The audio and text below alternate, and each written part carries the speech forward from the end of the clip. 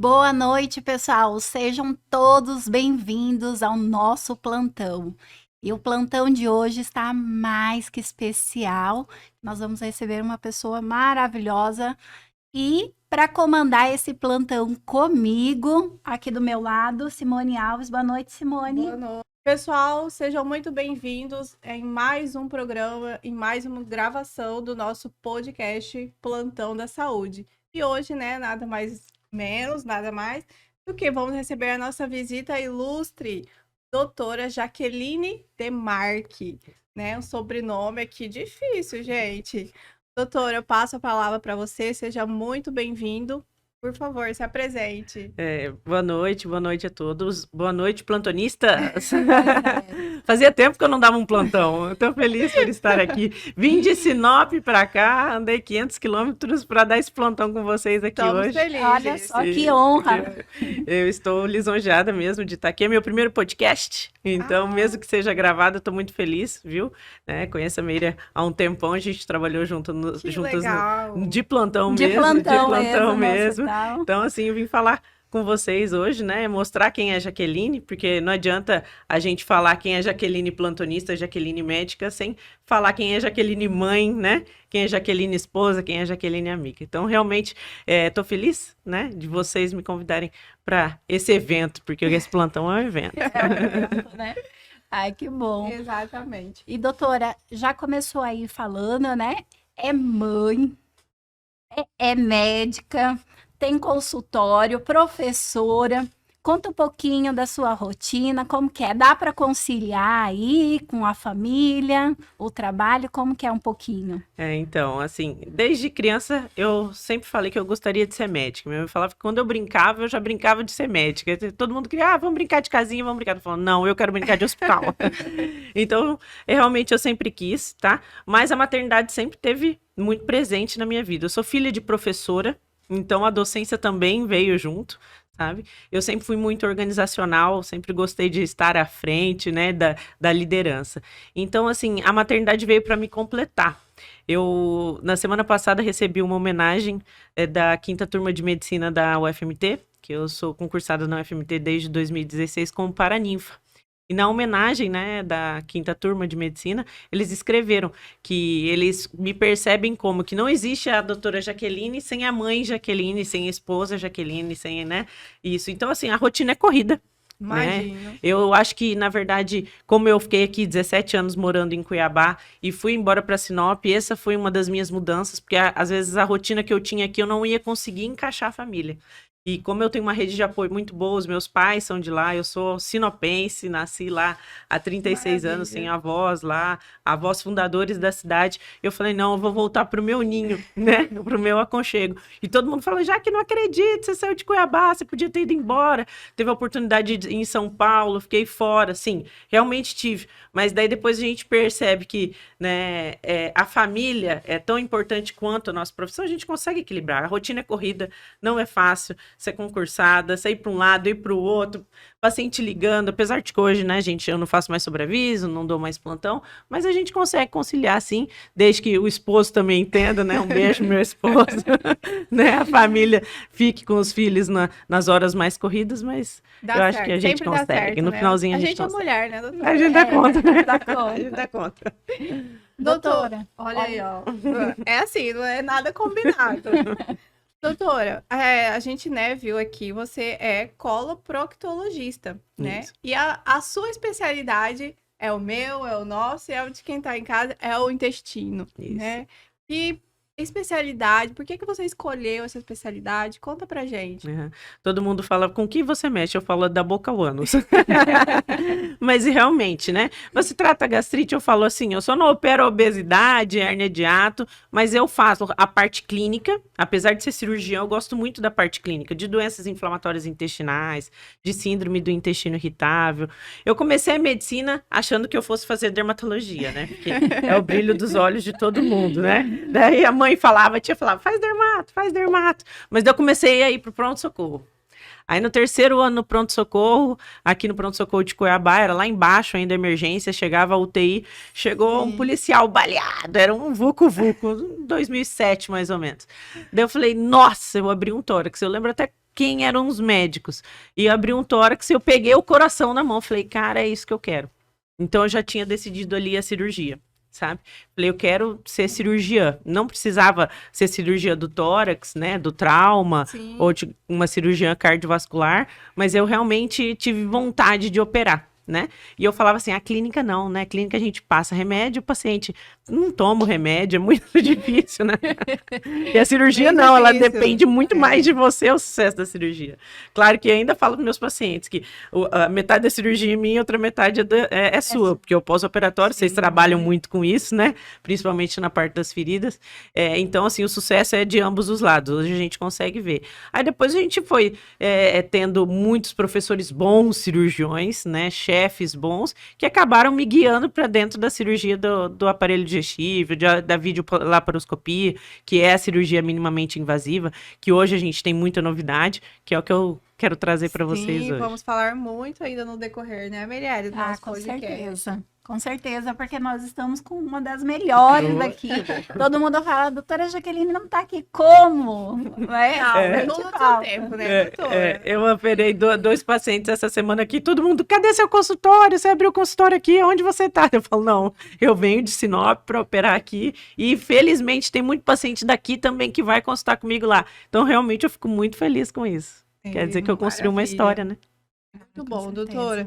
Já que você está falando que você está aqui, né, em Cuiabá, passando alguns dias, por um motivo muito bom, né? Gostaríamos muito que você contasse, doutora, aqui o porquê que você está aqui, né? Então, a Sociedade Brasileira de Hérnia faz multirões de cirurgias de hérnia. E aqui estão sendo realizadas essa semana 120 cirurgias de hérnia-rafia. As hérnias da parede abdominal é a segunda cirurgia mais realizada pelo SUS. E daí 20 cirurgiões de todo o Brasil estão sendo voluntários no Hospital Geral essa semana, né, para serem realizadas essa cirurgia de graça pelo SUS. Maravilha. Então tá sendo muito bacana. Olha que legal, né? Eu falo assim, a gente deixou a nossa casa, deixou nosso consultório para realmente fazer o bem, né? Sem olhar a quem. É importante, né? Sempre fazer o bem mesmo. E parabéns, né, para a Secretaria de Saúde também tá apoiando, né? O Hospital Geral tá apoiando aí esse projeto aí que eu acho que vai durar muito tempo, né, doutora? Sim, não, o Hospital Geral eu falo que foi minha casa, né? Porque lá eu fiz o internato, fiz a residência de cirurgia geral e eu realmente fico muito, muito feliz de ter sido, assim, convidada por fazer parte, né? Porque o conhecimento também tem. A gente tem está tendo aulas teóricas com os melhores professores, com os gabaritos muito bons, com um currículo muito bom mesmo. E além da prática, né? Que a gente consegue trocar essa experiência e cirurgias minimamente invasivas. Então, cirurgias estão sendo realizadas da técnica aberta, mas também videolaparoscópica, com corte pequeno. Então, os pacientes do SUS estão sendo, né, presenteados com cirurgias minimamente invasivas e conseguem voltar ao trabalho bem mais rápido com essas técnicas. Tem tudo isso, mas se não fosse a colaboração dos médicos, não adiantava, né? Então, parabéns aí também para esses médicos que resolveram largar o seu dia a dia, sua rotina, o seu consultório, né? Para também estar aí fazendo parte desse projeto. Sim. Parabéns, doutora. Obrigada. Doutora, só pra gente, né? Já que você falou que você cuida da boca ao ânus, né? Porque nessa sua vivência, né, o que você vê mais das doenças de intestino? Como que a gente pode prevenir essas doenças?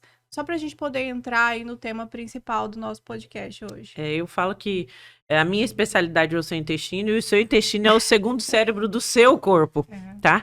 Então, é incrível o quanto, né, a gente tá cada vez mais estudando quanto os neurotransmissores conseguem, né, alterar as funções intestinais. A gente tem visto que as doenças inflamatórias intestinais, como doença de Crohn, como retocolite ulcerativa, estão totalmente ligadas a essa parte emocional.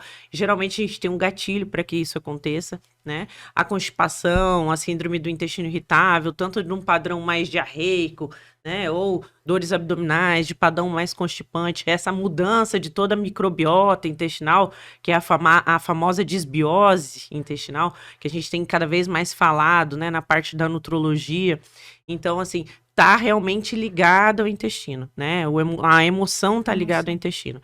E claro, né? O que a gente é o que a gente come. Então, o que a gente coloca para dentro, a gente tira, né? E a gente colhe depois, né? Então, a gente tem que diminuir, né? A ingesta de alimentos enlatados, embutidos, apimentados, a bebida alcoólica, né? A gente precisa se alimentar melhor. Fruta, verdura, legumes, tem que estar na nossa dieta. O exercício físico também, porque a gordura abdominal, ela é terrível, ela influencia completamente. A diminuição da quantidade de fibras, né? E também a carne vermelha. Eu falo que a carne vermelha é um veneno.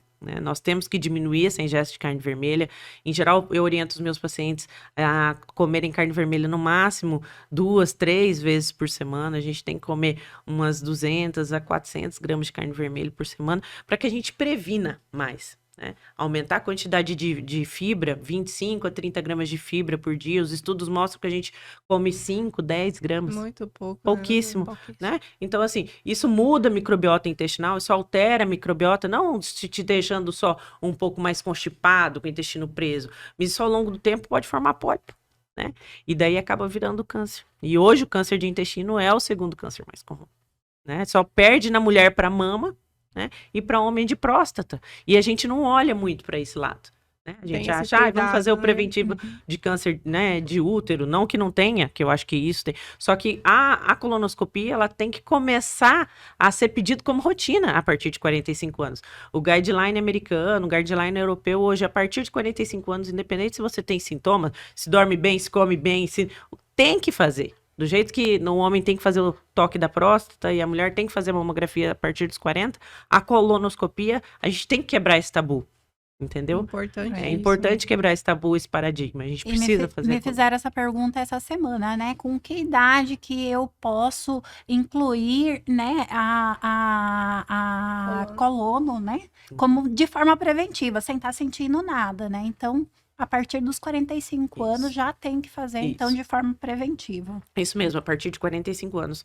Se você tem algum parente de primeiro grau, assim que esse parente foi diagnosticado, você pode realizar também, independente da idade. Ou se você tiver algum sinal e sintoma. Se você tiver um sangramento, uma dor anal, uma dor abdominal que, né, não consiga diagnosticar, se for uma apendicite, se for outros diagnósticos diferenciais, você deve realizar mesmo a colonoscopia, né? Porque às vezes a gente sangra, porque no sangramento do intestino a gente acha que é tudo hemorroida, né? Tudo. Nossa, é tudo hemorroida. E a gente vê muitas doenças perianais, a gente vê HPV anal, né? A gente vê herpes, que todo mundo acha que herpes só existe labial, não existe herpes na região perineal, existe herpes na vagina, existe herpes, né, na região no anal. Corpo, né? No Todo, corpo, sim, né? herpes, Sim, até o herpes zoster a gente tem.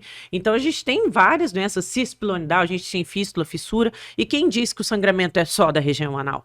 Né? Às vezes, com o exame coloproctológico lá no consultório, com manoscopia, a gente consegue, eu acho que é ali da hemorroida, mas e se não é um tumor? E eu tenho visto cada vez mais, porque eu faço colonoscopia, quando a gente faz o exame, a gente vê que tem pacientes novos, né? Muito porque tem a genética associada? Tem a genética associada, mas daí a gente pode bloquear, né, as outras coisas, que daí seriam a alimentação, o exercício físico. E na maioria das vezes, sempre dá sinal, o nosso corpo dá sinal, o nosso intestino dá sinal. Eu falo, hoje na TV, né, a gente vê o caso da Preta Gil, né, que foi diagnosticada com câncer, se eu não me engano, retal, né? Colo retal. E ela estava falando no programa, né, da Ana Maria, que ela foi, alguns sintomas que ela foi tendo, né, inclusive sangue, né, nas fezes, e até a forma das fezes sair, né, que elas saíam, as fezes saíam achatadas, né, então, assim, olha que importância, coisas que a gente, né, passa batido realmente, né? Sim, é qualquer alternância, né, você conhece o seu próprio corpo. Eu falo que na minha primeira consulta, eu pergunto até do que a pessoa nasceu. Você sabe do que você nasceu? Daí as pessoas se olham e falam assim, não sei, nem se foi de parto normal ou de cesárea. Por quê? Porque o tipo do nascimento determina a microbiota intestinal. Então, são várias coisas importantes, né, que determinam a sua saúde intestinal. Então, você precisa se conhecer. Se o seu intestino funciona todos os dias e tem um formato de fezes, as fezes são um pouco mais ressecadas, o que eu preciso fazer para mudar? Né? O que eu preciso fazer para prevenir? Então, é isso mesmo, é você se observar. Doutora, falando em doenças inflamatórias, principalmente a de Crohn, a gente vê que uma das alterações é a diarreia. E geralmente tem pessoas que acaba passando despercebido, né? Faz várias vezes, um dia, 2 dias, uma semana e acaba não ligando para isso. Quando que a gente deve se preocupar? Tem um número certo de diarreia, de constância? Uhum. A gente tem que ver a consistência das fezes, né? A gente tem uma escala chamada escala de Bristol, que ela varia do número 1 ao número 7. Então, o número 1, 2 é geralmente paciente constipado, que a gente fala aquela famosa fezes de cabrito, sabe? E 3 e 4, ela já é um formato mais bonitinho, né? Ele é mais pastoso, que é um formato normal. E daí, 5, 6 e 7 é um formato mais diarreico. Você começa a ter diarreia quando você alterna o tipo, né? Essa consistência dessas fezes, e a partir de 3 vezes ao dia. Tá?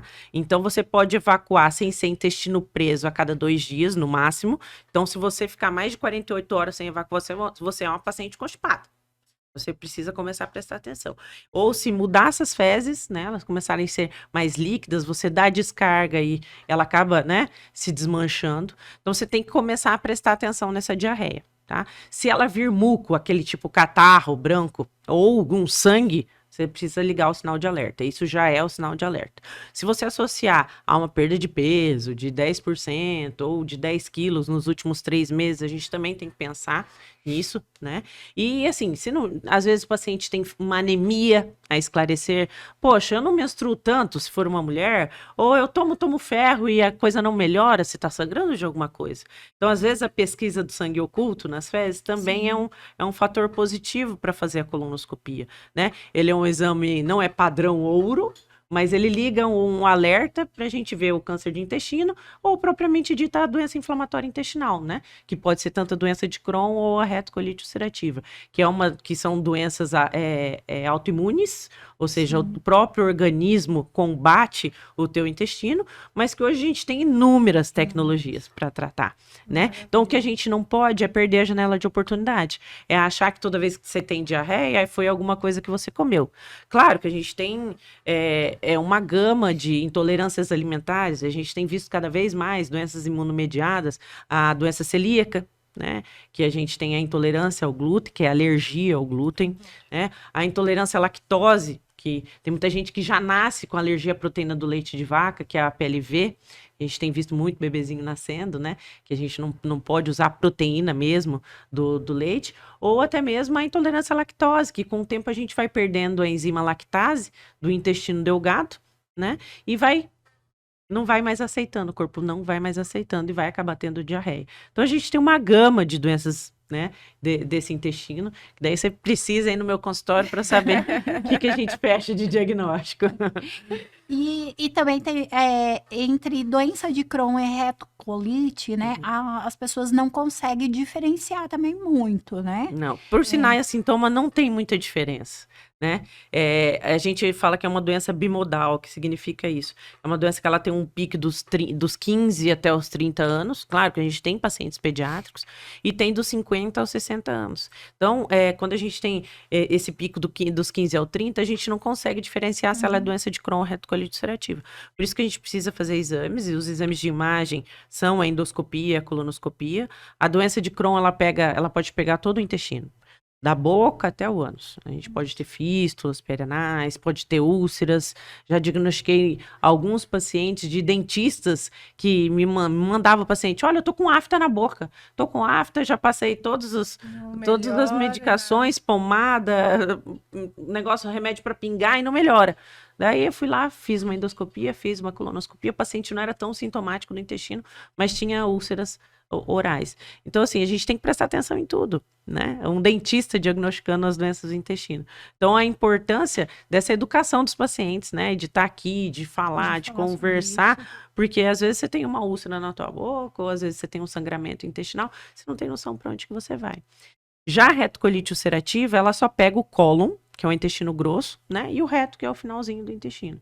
Tá? Ela sangra um pouquinho mais do que a doença de Crohn, mas a gente vai conseguir diagnosticar mesmo na colonoscopia e tratar hoje com um monte de medicação nova, bacana, sem perder a janela de oportunidade, evitando hoje as cirurgias, né? Quando eu estava no começo da faculdade, a gente operava muito esses pacientes, e hoje não.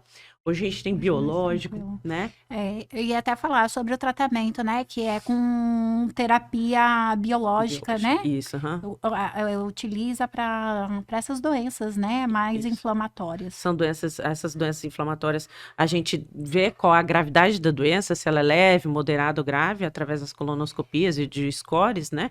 A gente usa calprotectina fecal também, que hoje você coleta fezes, as primeiras fezes da manhã, então até 200, laboratorial mesmo, é um exame laboratorial, até 200 ela não está em atividade, maior que 200 a gente vê essa atividade da doença, a gente avalia através de exames de imagem, enterotomografia, enteroressonância, a gente vê se vai ser mais agressivo nesse paciente, se esse paciente tem uma fístula ou não tem uma fístula. Então, assim, tem esses imunobiológicos, que são proteínas recombinantes, tá? Que a gente consegue fazer tanto via subcutânea, né, quanto via endovenosa, depende o tipo de ação, porque muitas vezes a doença de Crohn e retocolite ulcerativa, ela não ataca só o intestino. 25% desses pacientes têm manifestação fora do intestino, que a gente chama de manifestações extraintestinais. Aí uma das horas que a gente precisa abrir mão, né, e fazer o uso do biológico. Ele pode atacar os olhos, causando uveíte, psclerite, né, uma visão turva. Pode atacar as articulações, né, causando artralgia, espondilite anquilosante, artrite. Então e doenças de pele também. Então a gente tem que se ligar, né? Não só no nosso intestino, mas fora dele. Sempre. Tá? E Sempre. buscar ajuda, Buscar né? ajuda, né? Não perder a janela de oportunidade. Porque senão você acaba evoluindo para uma cirurgia de ressecção intestinal, às vezes usando a tão temida colostomia, né? Que a gente Exatamente. pensa aí. Então. Infelizmente, né, doutora? Doutora, cirurgião do aparelho digestivo, né? Realiza videolaparoscopia.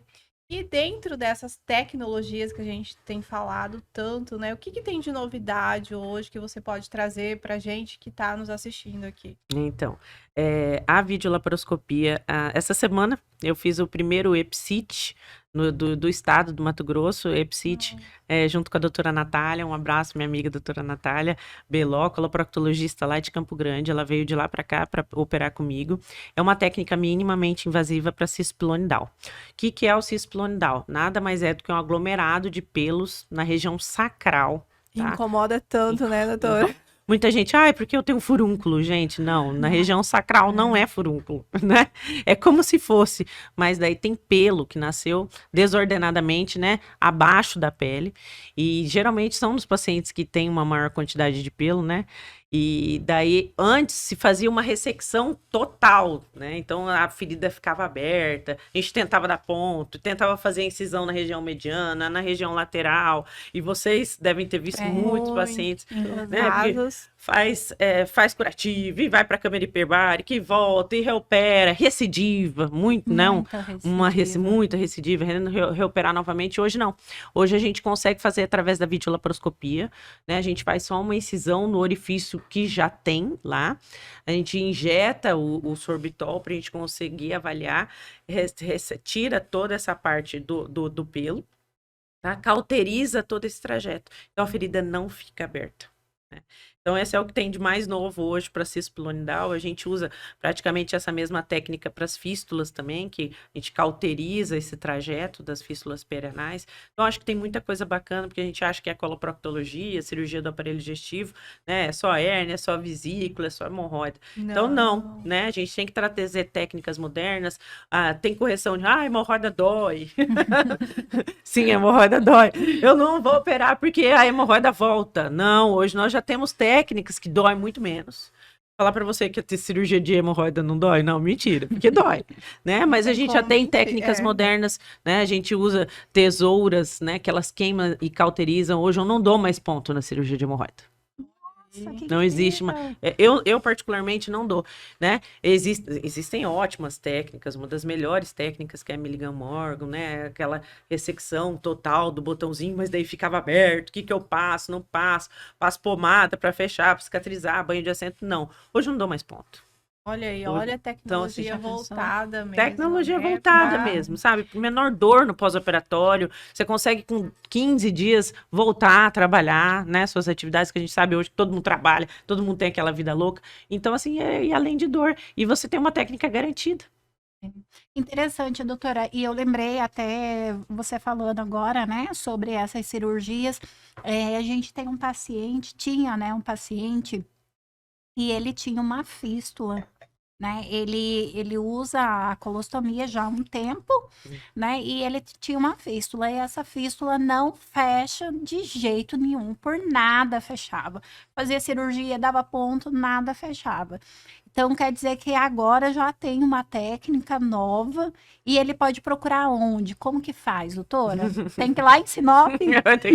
Ô, gente, primeiro de tudo, eu faço consulta online. Olha aí, ó. Então, acho que a gente tem Ótimo. né? Se eu vou trazer tecnologia, eu também tenho que, né? Tem que Lógico. facilitar a Em vida dos tudo, né? pacientes. Sim, com certeza. Claro que em casos selecionados, o paciente realmente tem que ir lá. Tô vindo para Cuiabá, sim, operar, casos selecionados, mas eu preciso ver o paciente. Mas a gente pode fazer uma primeira avaliação online.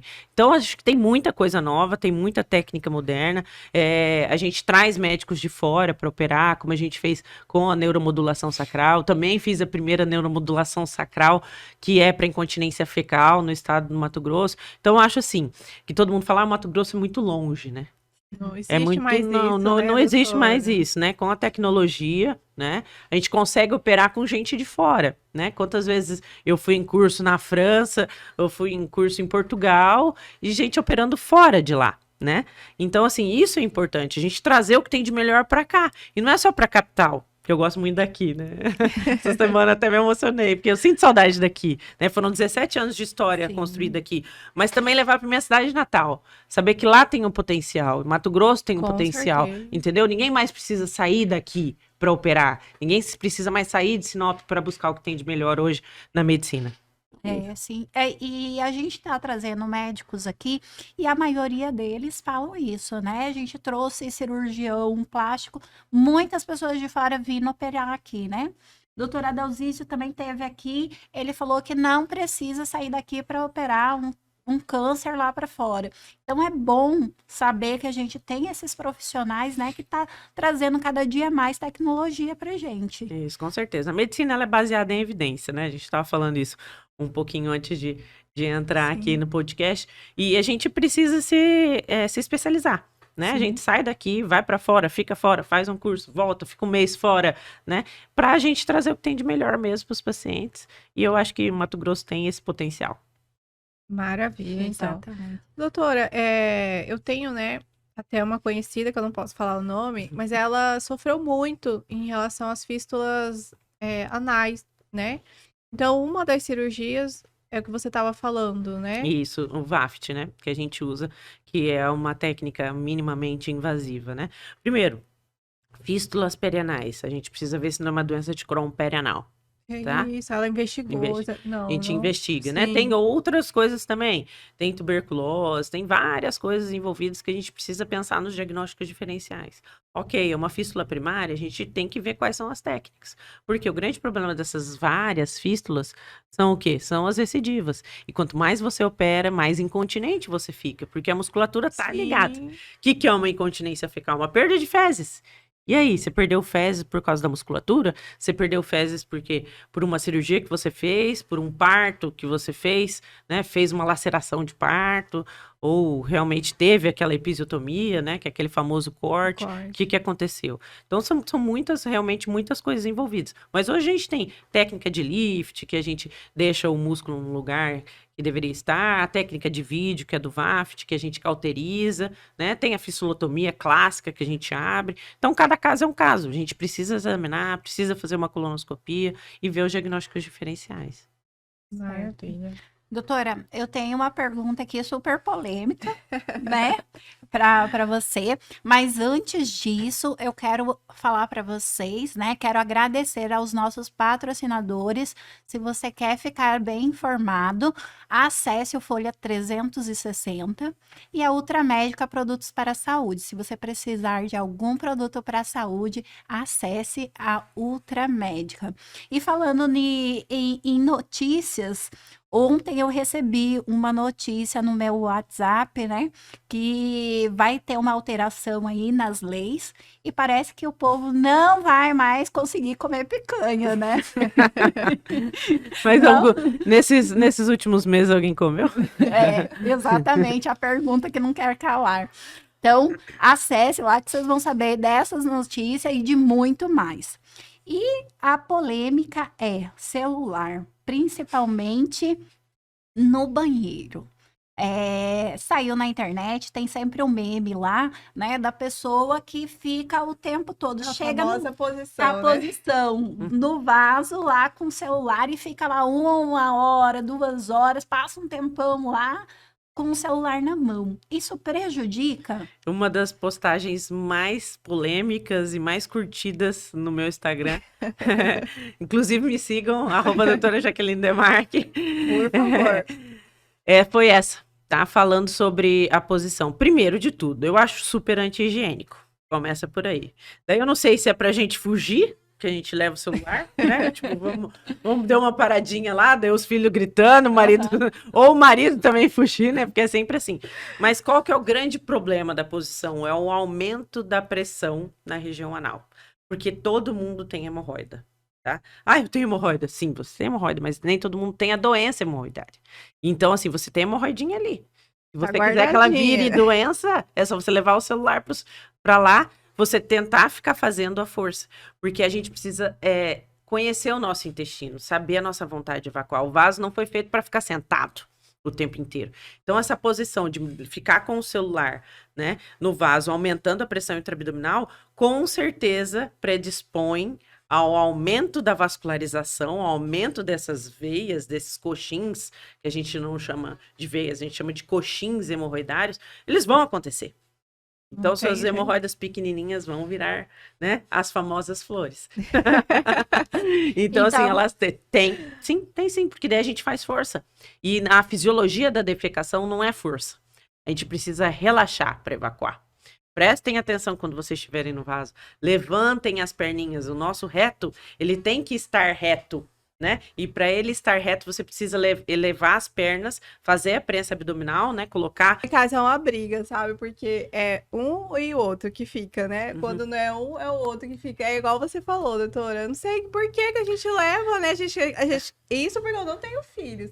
Mas parece que a gente quer fugir, né? É o mal. É o mal, sim. Infelizmente, né? Não tem jeito. Tá entregue. O recado foi dado. Né? Inclusive, doutora, a gente estava falando da cirurgia, né? De cisto pilonidal. Eu tive cisto pilonidal já também, por 2 vezes, né? Mas nenhuma delas eu precisei fazer cirurgia. Entrei com antibiótico e... Segredo. Isso. Mas você falando uma coisa, eu sou bem peluda mesmo, né? E eu não tinha reparado que poderia ser por conta disso mesmo. Mas nesse caso, por exemplo, já deve ter mais ou menos que uns 10 anos que eu tive, né, o último abscesso. Ainda eu corro risco. Corre risco de ter. Na verdade, só vai parar de correr risco se você fizer uma depilação definitiva. Nessa região. Né? Porque você tem que, entre aspas, matar, né, erradicar o folículo piloso. Porque, às vezes, agora tá tudo bem, porque seu folículo tá nascendo bonitinho pra cima. Mas se ele resolver nascer na lateral, resolver nascer para baixo, no subcutâneo, ele forma um novo abscesso, né? E dele formar abscesso e sair com antibiótico terapia, que você deve ter feito isso rapidamente, ok, né? Mas o problema é ficar os orifícios, você ficar recidivando esses abscessos, né? Fazendo novos abscessos, daí é cirúrgico. Nesse caso, por exemplo, eu não tô no quadro de abscesso, né? No quadro agudo. Então, assim, eu não precisaria fazer a cirurgia. Não precisaria fazer a cirurgia, mas, na verdade, é melhor você fazer essa depilação definitiva para evitar um novo abscesso, né? Maravilha, ótima dica, então, né, Marielle? Depois você vai lá no meu consultório. Eu te examino. Muito bom. E hoje, né, aí, como você falou, já com a cirurgia minimamente invasiva, né, a tecnologia aí voltada realmente para poder ajudar você ou você que está aí nos assistindo, que conhece alguém que está aí, já encaminha aí, né, esse vídeo para essa pessoa, para ficar ligadinho que realmente, quando o abscesso, né, tá bem grande mesmo, fica ali o corte fica muito maior. E olha hoje aí a possibilidade que você tem, né, de ficar ali com muito pouco mesmo ali, só com os orifícios mesmo. E a cicatrização ser super rápida, né, doutora? Sim, não, hoje a Aham. técnica é minimamente invasiva para tudo. Hoje não existe mais cirurgia aberta, né? Hoje tudo feito por vídeo laparoscópica, com menores incisões, menor trauma pós-operatório, menor resposta endócrina metabólica ao trauma, diminuição do soro, dos opioides. Hoje não tem mais náusea, não tem mais Tudo. vômito, deambulação precoce. Sim. Gosto bastante dessa parte nutricional. Meu mestrado foi na UFMT do Projeto Acerto. Então, eu Olha que gosto bastante bacana. dessa parte, assim, da recuperação pós-operatória mesmo do paciente, né? Esse paciente tem que passar em consulta com o anestesista, a gente precisa dar uma alta precoce, começar com medicamentos, com imunomoduladores, sabe? Pra gente acelerar a recuperação desse paciente, tirar ele do hospital o mais rápido possível, com diminuição de chance de infecção, fazer uma profilaxia antibiótica. Então, tudo isso é em prol do paciente. A gente quer ele cada vez mais em casa, mais rápido e retornando ao trabalho, né? Daqui a pouco todas as cirurgias vão ser por vídeo, né, doutora? Tá caminhando para Tá isso, caminhando né? para isso, sim, Cirurgias graças a Deus. robóticas também, né, Sim, acabou doutora? de chegar um robô aqui em Cuiabá, então acho que Olha aí, né, notícia novidade, notícia quentíssima. quentinha, aham, quentinha, quentinha. Então, eu acho que cada vez mais a gente tem feito minimamente invasivo, com menos invasão nesse E paciente. hoje Sinop conta com todas essas tecnologias, com você lá. Sim, sim, Sinop conta com todas essas tecnologias. E se precisar, opera em Cuiabá os pacientes. Quem gosta de operar, né, vai para qualquer lugar. Se É. precisar, né, Se doutora? Tá precisar, mais se perto, tá precisar, mais né? perto. A gente dá um pulo ali. Doutora, em relação à neuromodulação sacral, né, que você estava falando, quem que são, né, os pacientes que poderiam, né, fazer Esse é um procedimento. procedimento, né? Isso, aham. A neuromodulação sacral é um implante, tá? De um eletrodo na raiz da região sacral de S2, através de uma anestesia local com sedação Olha apenas. aí, super Super simples. simples. O procedimento é dividido em duas etapas. A primeira etapa é uma fase teste, que a gente vê se consegue colocar esse eletrodo e o paciente tem, né, uma resposta, e 15 dias depois a gente coloca um eletrodo definitivo, porque esse eletrodo, financeiramente falando, é caro. E qual que é o paciente, né, bem indicado? Quando o paciente perde fezes. A gente sabe que existem inúmeras lacerações obstétricas, né? A violência obstétrica está aí, e com esse advento do parto vaginal, claro que um parto vaginal bem indicado, quando o paciente está bem, eu falo assim, que quando ela está bem estruturada, né, com uma fisioterapeuta pélvica, né, com a enfermagem e com uma boa obstetra ao lado, ele acontece naturalmente, mas a gente também vê, infelizmente, muitos partos normais que não são normais, né, que são os partos vaginais anormais. E daí a gente vê essas violências obstétricas evoluindo para uma incontinência fecal, ou seja, Sim. uma perda de fezes com lacerações da região, né?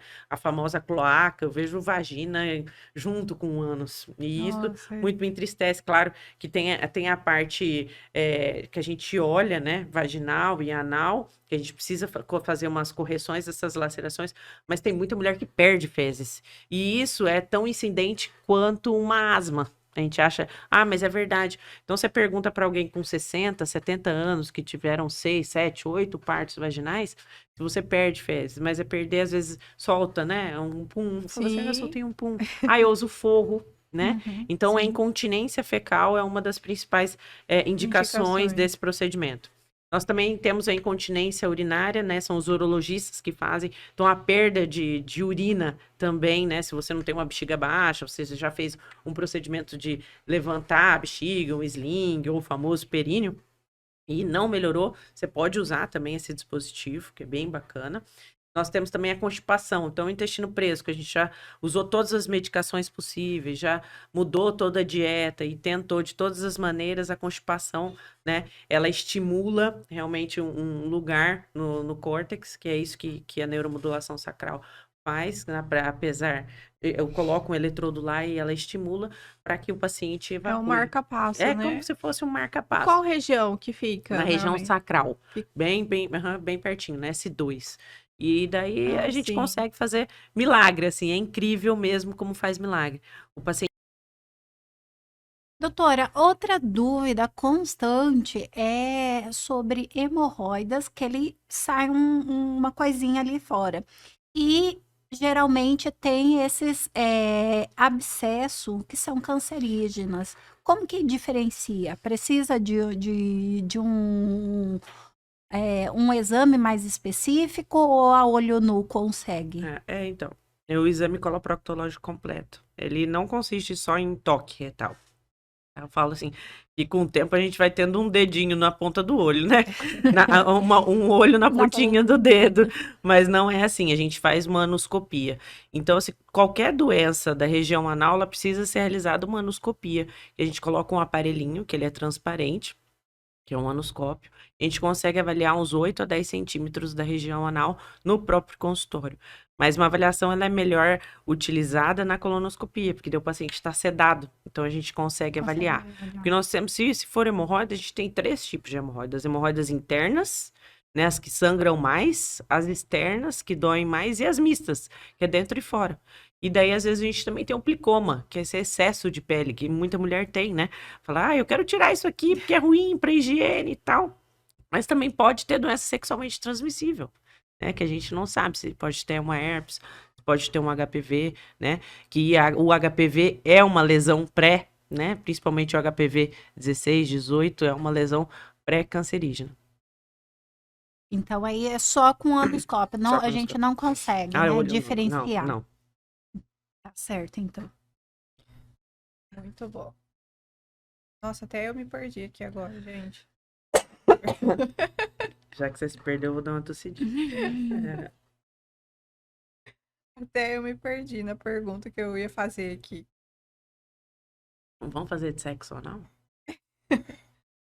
Sempre pergunta de sexo ou não. Vamos fazer. Eu fiquei meio assim de fazer. Não, mas é assim, depende de vocês. Não, tranquilo. Mas você fala do quê? Você fala de se pode fazer? É, porque muita gente pergunta se pode fazer uma tchuca antes de ter um sexo anal. Os homossexuais me perguntam, mas isso só se vocês Não, é ótimo. Tranquilo pra gente. Tranquilo.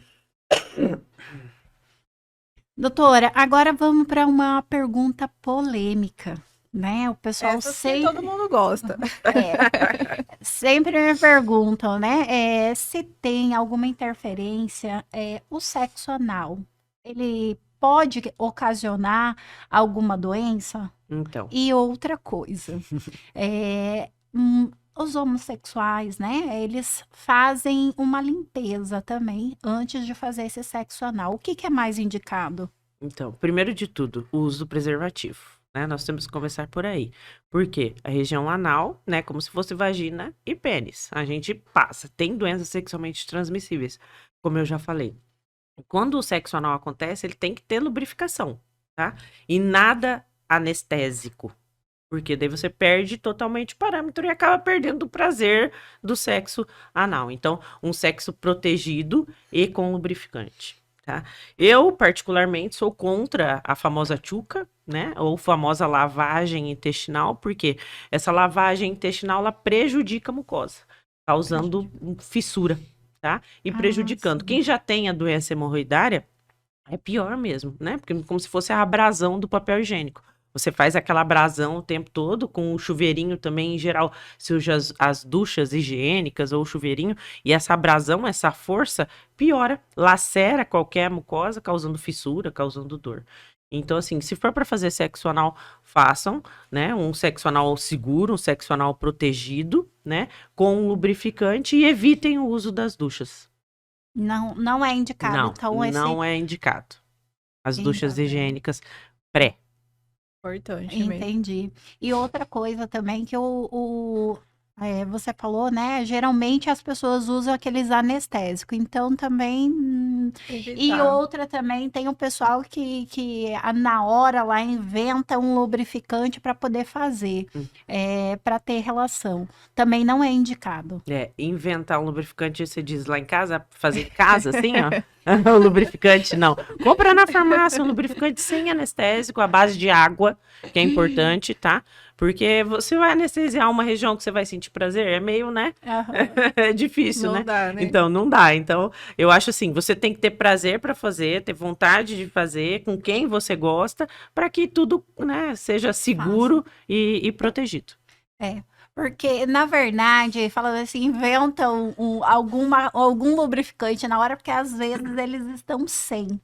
E aí, o que que faz? Faz Usa saliva, muitas uva vezes. saliva, É. né? O sexo oral ali na região para poder fazer. Isso, a saliva não tem problema, né? Mas desde que seja também protegido, porque às vezes você tem, né, alguma lesão aí, né? Não tem jeito, Então, né? daí não tem jeito. Então, a gente tem que pensar nessa parte também de segurança. Doutora, você estava falando, né, agora há pouco, em relação ao uso do papel higiênico, né? Eu acho que desde quando a gente nasce, que nossa mãe vem ali ensinar a gente, né, usar o uso do papel, né? De Normalmente a mulher, correta, né, a posição certa. Mas eu já ouvi falar que o ideal é lavar, fazer uso, né, após fazer as fezes, você...